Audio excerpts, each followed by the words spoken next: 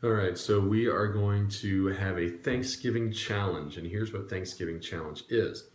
I am going to challenge you that anytime you hear the word Thanksgiving, you are thankful for one thing each day. And here's what we're going to do. So today is Monday, and we are going to be thankful for salvation. So anytime someone on Monday, you hear the word Thanksgiving, you read the word Thanksgiving, you automatically say thank you to God for salvation. These are all going to be things that God has given to us Monday through Thursday.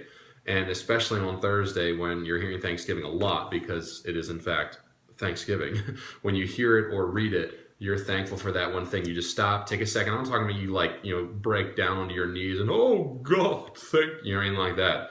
But just the idea of, in your mind, just say, you know what, thanks God for salvation. Thank you for saving me. And every day there's something different. So today we are going to be talking about salvation. And 2 Corinthians 9:15 is my favorite verse for this because it's simple, it's easy, and it's really kind of gets to the point. It just says, thanks be to God for his unspeakable gift.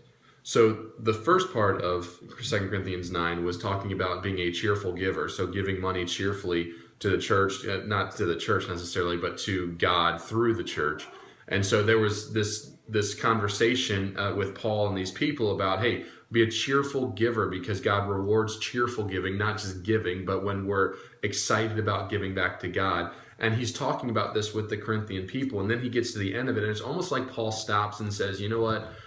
I'm talking to you about giving to the church, I'm talking about giving to the church. But you know what? Thanks be unto God. Thanks be to God for his unspeakable gift. You can't even put it into words. Because for us, we're very clingy to our money. It's hard for us to give our money away. But God was willing to give his son for us. And not just like give money. It wasn't just as simple as like, oh, okay, here, that's yours.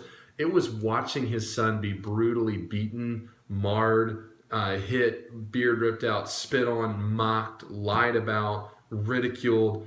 It wasn't just as simple like, oh, okay, fine, here you go. It was very much a sacrifice, a sacrificial gift. And so today, as you think about what Christ has done for you, the fact that you were a sinner, but now Christ offers salvation through himself and victory over death through himself. That's why he raised 3 days later from the grave.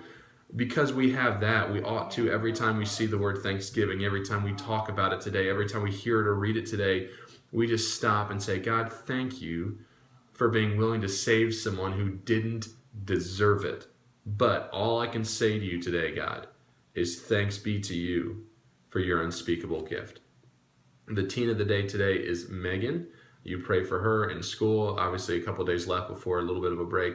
Pray that she finishes strong before that break comes, and then she's ready to go after the break, right? All right, have a good day.